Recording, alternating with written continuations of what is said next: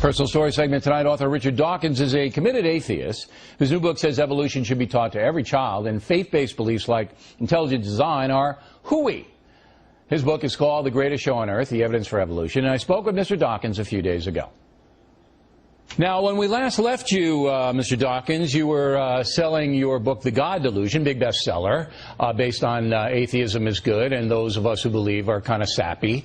Now, I want to show the audience the key part of that interview, and then we'll get to your new book. Roll the tape. I'm throwing in with Jesus rather than throwing in with you guys, because you guys can't tell me how it all got here. You guys don't know. We're working on it. Physicists are working. When you get it, then maybe I'll listen. Yeah. Well, no, I mean, if you look at the history of science over the centuries, the amount that's gained in knowledge each century is stupendous. In the beginning of the 21st century, we don't know everything. All right, when you guys figure it out, then you come back here and tell me, because until that time, I'm sticking with Judeo-Christian philosophy.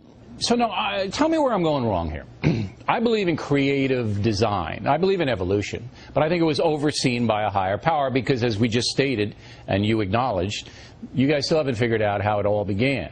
There's a great deal that science hasn't worked out, and we don't know how it all began, but it's a most extraordinary piece of warped logic to say that because science can't answer a particular question, you're going to throw in your lot with Jesus, and there's no evidence that he did it either. You'll never get any evidence for any of them. Throw in your lot with science, which at least is working on the problem. Well, here's the problem that I have with throwing him in a lot with science. Science doesn't advance the human condition in any moralistic way, and Jesus did. See, my thesis is that if everybody followed the teachings of Jesus Christ, that we'd have peace on earth, love your brother, everybody love one another, and we'd almost be an idyllic civilization.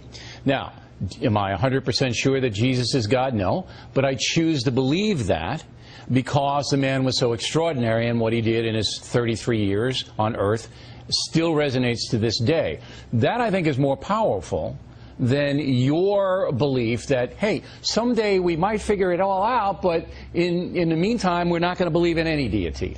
Why would you muddle up the question of giving you a moral compass for life, which is important, with the other question, which is explaining the nature of the world, the nature of life, the nature of the universe? That's what science is about. Okay, and I understand that, but I don't think that my belief system contradicts science. And I do believe that there is a higher power, and in my life, I can point to it, I see it.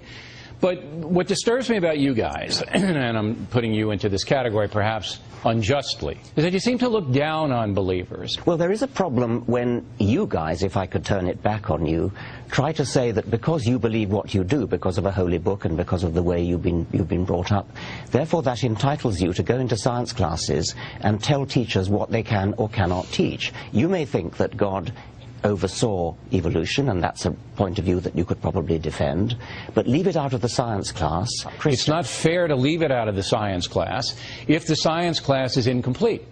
And you, by your own admission, say, we don't know how it all began. So if the science class is going to say evolution only, but I really don't know how it started, that gap has got to be explored. You must see that it's quite a remarkable piece of illogic to say that because science can't fill a particular gap, therefore we have to turn to Christianity. You don't have to turn anywhere, you just have to present it.